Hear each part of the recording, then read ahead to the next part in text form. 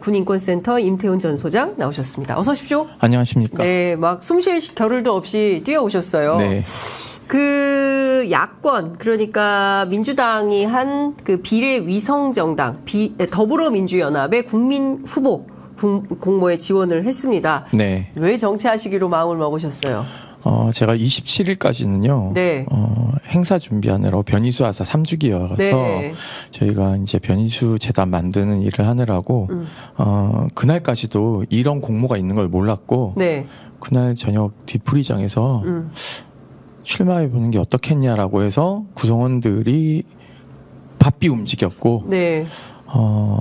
무엇보다도 이제 동의받아야 될 게 내부 구성원들 네. 그리고 유가족들 특히 이제 박정훈 대령 네. 이런 분들의 동의를 받는 게 중요하거든요. 네. 그래서 박정훈 대령께서 기꺼이 네. 그런 플랫폼이 열렸다면 당연히 최상병 수사외압의 진실과 네. 본인의 지금 현재 군사법원에서 재판받고 있는 것들을 네. 같이 싸워줄 의원이 필요하지 않겠냐. 기꺼이 추천서를 써주겠다. 3인의 추천서를 받을 수 있거든요. 네. 그래서 박정훈 대령께서 추천서를 직접 써주셨고요. 네.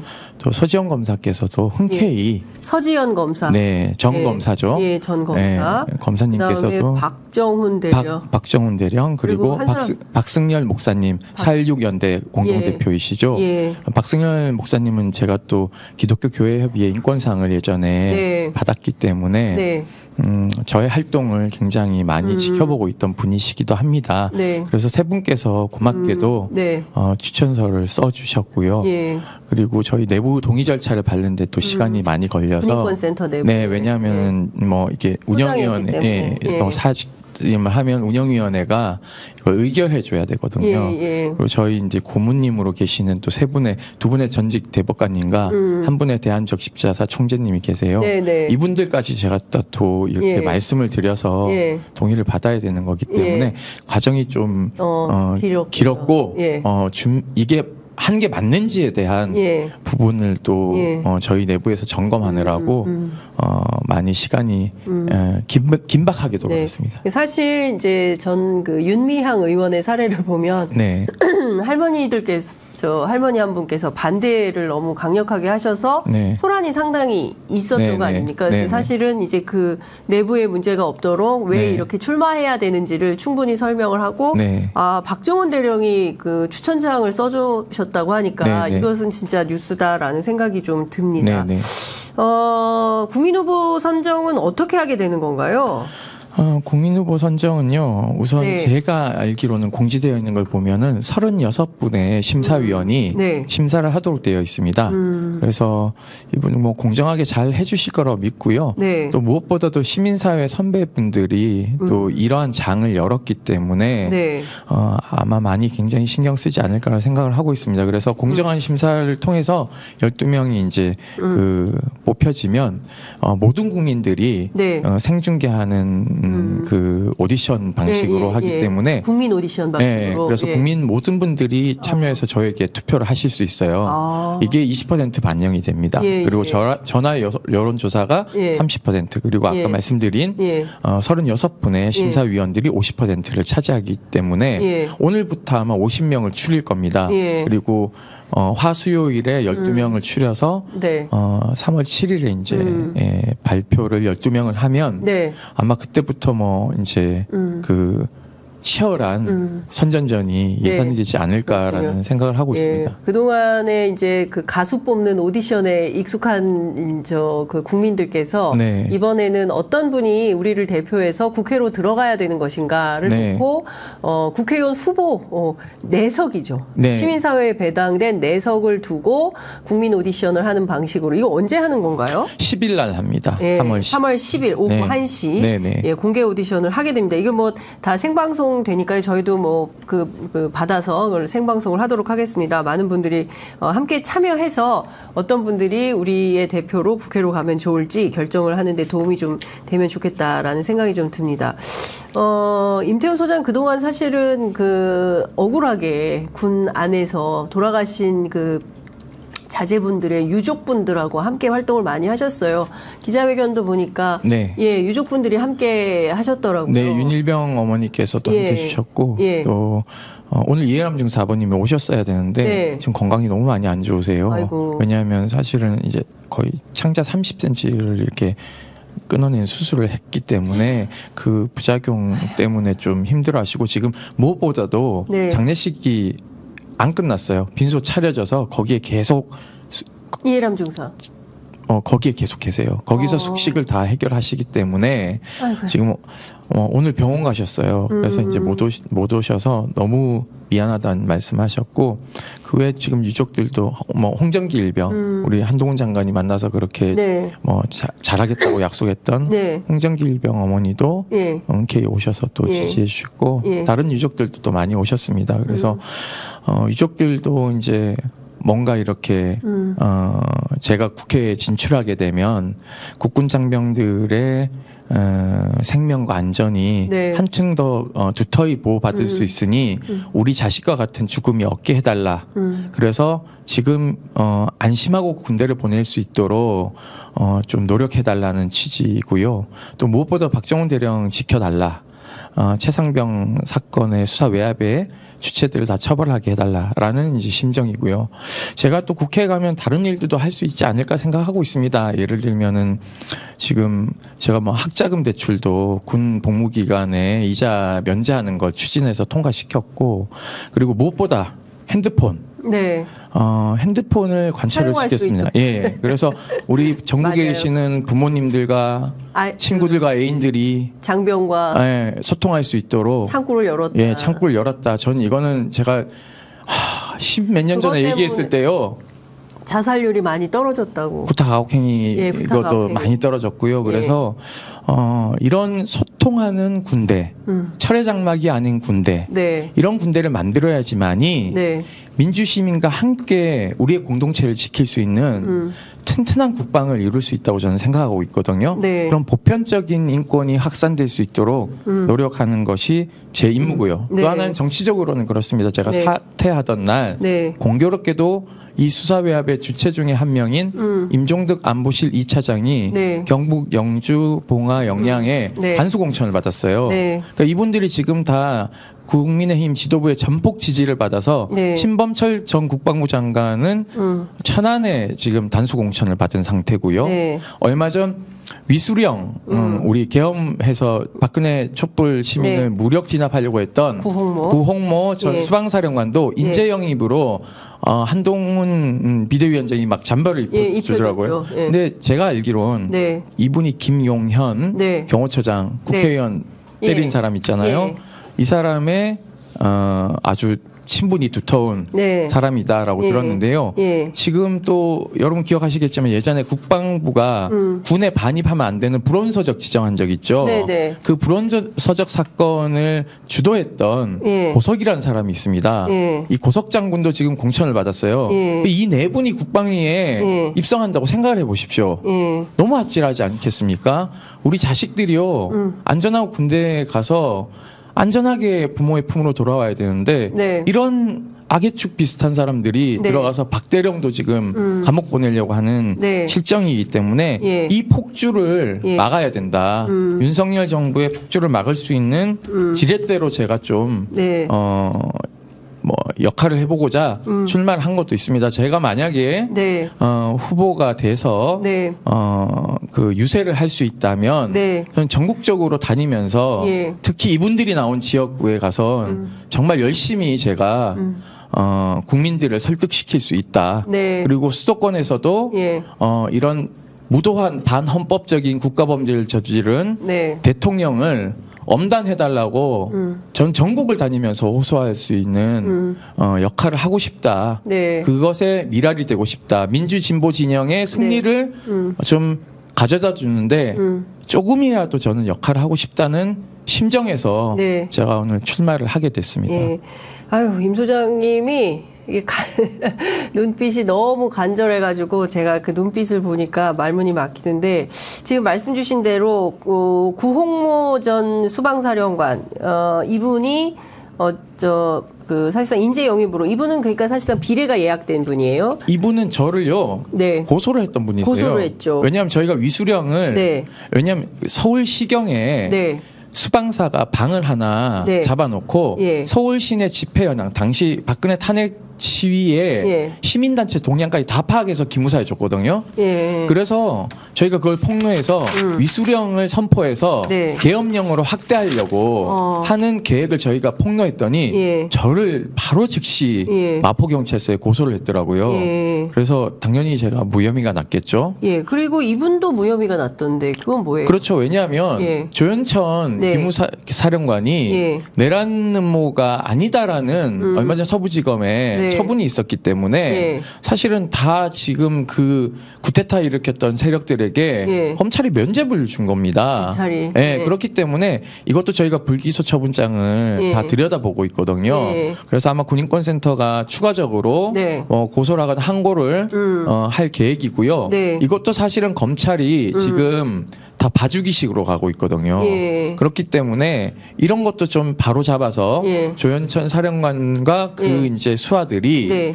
국가를 전복하려고 했던 장관의 하명이 있으면 예. 국회의원을 체포하겠다라는 계획이 다 들어가 있었어요. 이거는 정말 장관의 하명이 있으면 당시 네. 국회의원들을 다 체포하도록 되어 있어요. 왜냐하면 문건에. 계엄이 예. 발동이 되면 계엄을 해제할 수 있는 건 국회거든요. 네. 국회가 열려서 계엄을 해제하는 의결을 해버리면 이게 무력화되니까 의원들을 다 체포해서 의결을 못하도록 방해하는 것이죠. 이게 불과 2016년.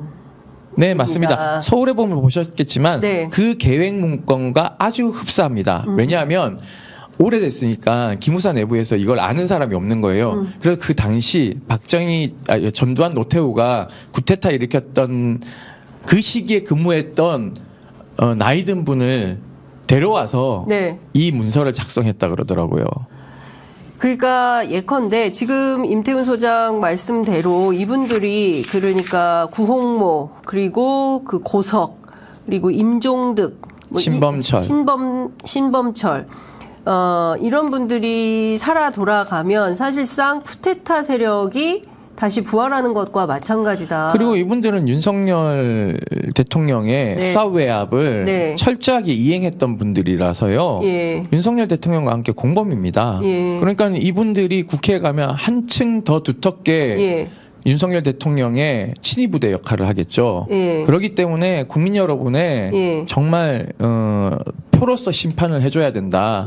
그렇지만 이게 지역적 한계라는 게 있지 않습니까? 네, 경북 영주는 그냥 공천이 곧 당선이기 때문에 네.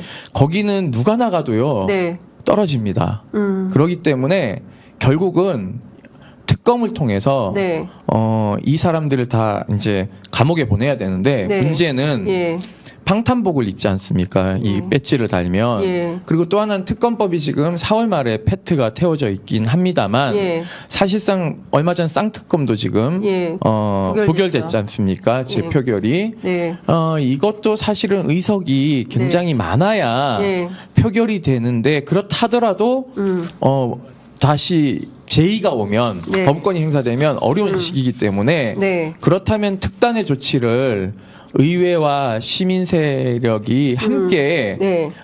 힘을 모아야 되지 않겠냐라는 생각을 가지고 있습니다. 우리 뭐 기억하실지 모르겠지만은 시민들의 힘이 네. 사실상 박근혜 대통령을 탄핵안을 국회에서 통과시키게 했지 않습니까? 의석수로 봤으면 그때는 탄핵안이 통과 안 되는 거였거든요. 그렇죠. 그러니까 저는 이런 것이 불가능하다라는 패배주의가 아니라 한 번 탄핵시키면 두 번 탄핵시키기도 쉽거든요. 그러니까 그런 무도한 정권이 워터게이트 사건까지 버금가는 일을 저지르면 어떻게 된다는 것을 우리 민주공화국 시민들이 보여줘야 된다고 생각합니다. 네. 제가 그 역할을 하겠다라는 말씀을 드리고 네. 싶습니다. 군인권센터에서 만든 그 계엄 발령 시 서울 시내 병력 추가 투입 배치도가 있는데요. 그 화면 네. 준비되어 있으면 좀 보면서 설명을 좀 해주시면 좋을 것 같아요. 사실은 이게 굉장히 조금 오래전 일인 것 같지만 네. 불과 뭐 한 9년 정도 되는 겁니다. 그리고 당시에 그 현장에 무려 1,700만 명이 넘는 시민들이 참여했던 촛불 혁명입니다. 2016년 가을 6월부터 그 이듬해 2017년 예, 봄까지 이어진 그 촛불혁명 현장에 아마 저희 애청자분들도 한 번쯤은 다 나가셨을 그 현장이고 임태훈 소장도 있었고 저도 바로 그 현장에 있었습니다. 그런데 그 현장에서 예컨대 이 그 계엄 발령이 됐다면 이게 어떻게 됐을지를 보여주는 그림이 있습니다. 이거 좀 한번 띄워주시면 그걸 보면서 우리 임태훈 소장의 설명을 좀 더 들어보면 좋을 것 같습니다. 네.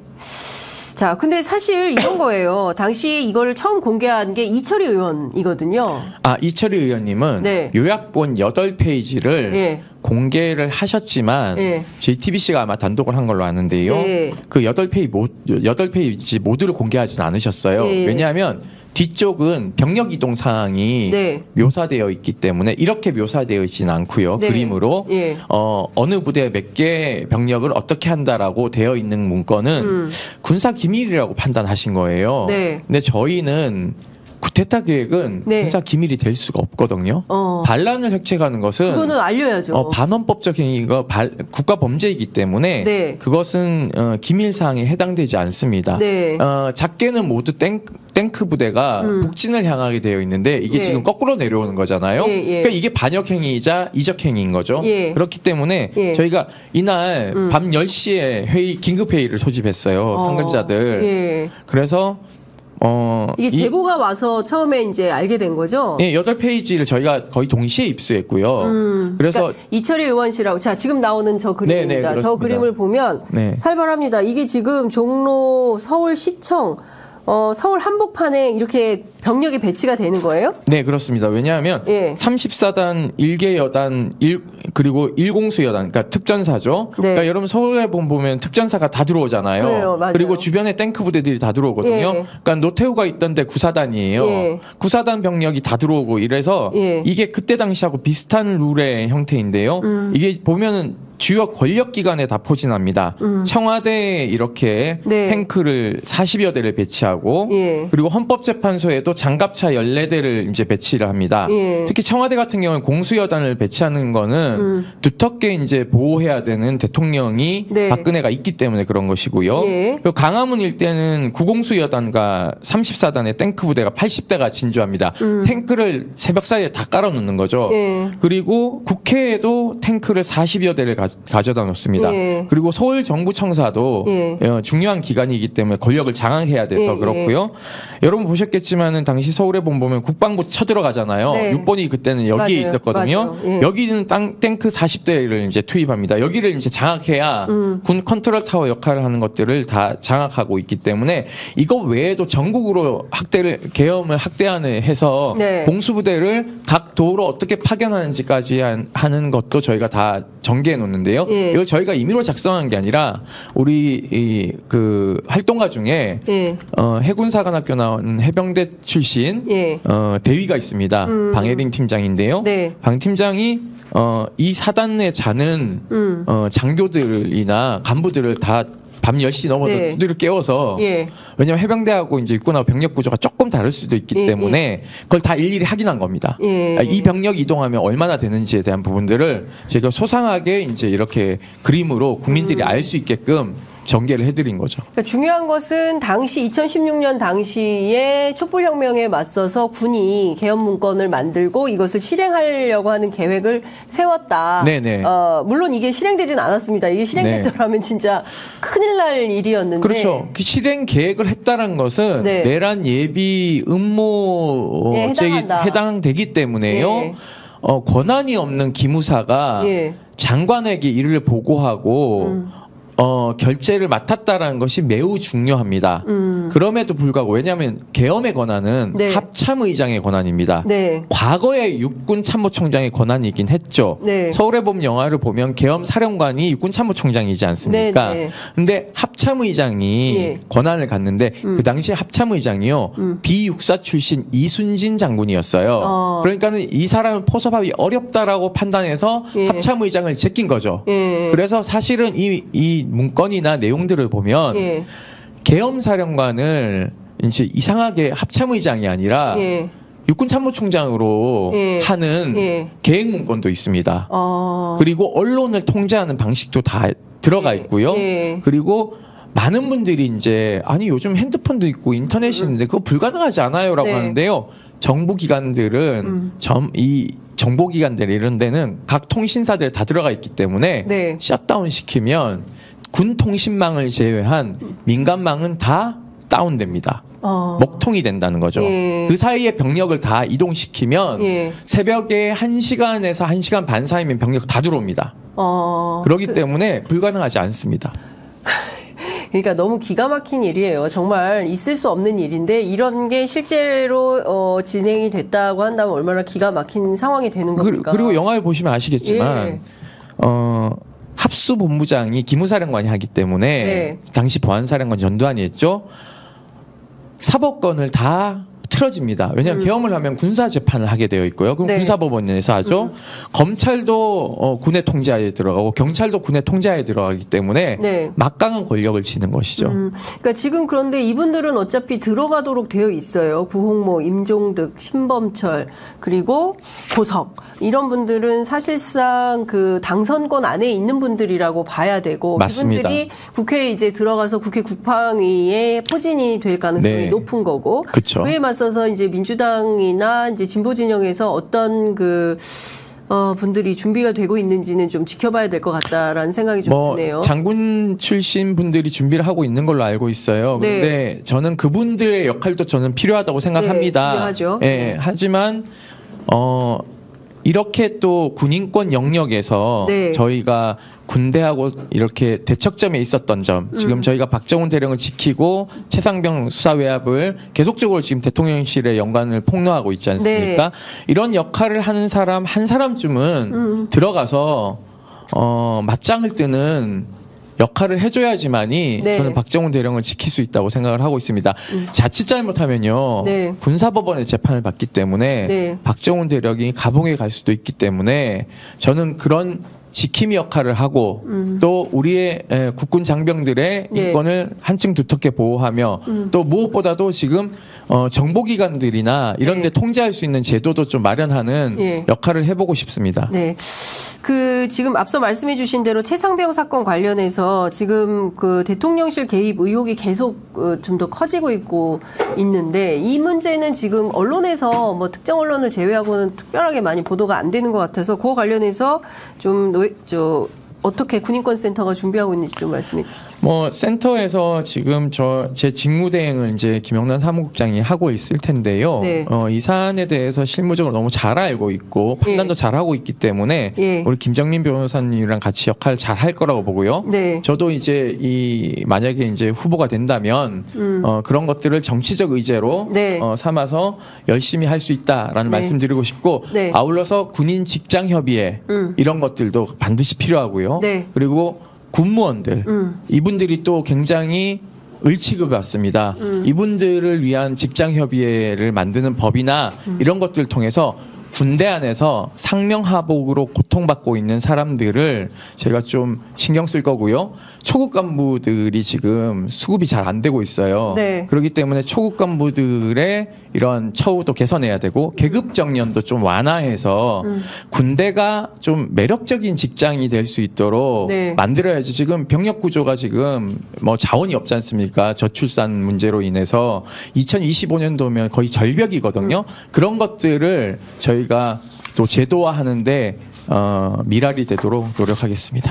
임태훈 소장님 오늘 그 시간이 너무 짧아서 상세하게 못 들었는데요. 다음 기회에 또 좀 충분한 시간을 갖고 말씀을 듣는 기회를 마련하도록 하겠습니다. 오늘 말씀은 여기까지 듣도록 하겠습니다. 고맙습니다. 감사합니다.